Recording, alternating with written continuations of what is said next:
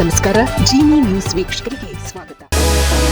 ಪ್ರಯಾಗ್ರಾಜ್ನಲ್ಲಿ ವಾಯುಪಡೆಗೆ ಸೇರಿದ ತರಬೇತಿ ವಿಮಾನ ಪತನಗೊಂಡಿದೆ. ಪ್ರಯಾಗ್ರಾಜ್ನ ಜಾರ್ಜ್ ಟೌನ್ ಪ್ರದೇಶದಲ್ಲಿರುವ ಕೆಪಿ ಕಾಲೇಜು ಮೈದಾನದ ಸಮೀಪ ಭಾರತೀಯ ವಾಯುಪಡೆಗೆ ಸೇರಿದ ತರಬೇತಿ ವಿಮಾನ ಕೊಳಕ್ಕೆ ಅಪ್ಪಳಿಸಿ ಪತನಗೊಂಡಿರುವುದಾಗಿ ವರದಿಯಾಗಿದೆ. ಅದೃಷ್ಟವಶಾತ್ ವಿಮಾನದಲ್ಲಿದ್ದ ಪೈಲಟ್ ಸುರಕ್ಷಿತವಾಗಿ ಹೊರಬಂದಿದ್ದಾರೆ. ಯಾವುದೇ ಸಾವು ನೋವುಗಳು ಅಥವಾ ನಾಗರಿಕ ಆಸ್ತಿಪಾಸ್ತಿಗೆ ಹಾನಿಯಾಗಿಲ್ಲ. ತರಬೇತಿ ವಿಮಾನದ ಇಂಜಿನ್ನಲ್ಲಿ ಹಠಾತ್ ತಾಂತ್ರಿಕ ದೋಷ ಕಾಣಿಸಿಕೊಂಡ ಬಳಿಕ ಅದು ಪತನಗೊಂಡಿದೆ. ಇಂದು ಮಧ್ಯಾಹ್ನ 12:15 ಸುಮಾರಿಗೆ ಪ್ರಯಾಗ್ರಾಜ್ ಬಳಿಯ ಬಾಂಬ್ರೋಲಿ ವಾಯುಪಡೆ ನಿಲ್ದಾಣದ ಬಳಿ ನಿಯಮಿತ ಹಾರಾಟ ನಡೆಸುತ್ತಿದ್ದ ಐಎಎಫ್ನ ಮೈಕ್ರೋಲೈಟ್ ವಿಮಾನದಲ್ಲಿ ತಾಂತ್ರಿಕ ದೋಷ ಕಾಣಿಸಿಕೊಂಡಿದೆ.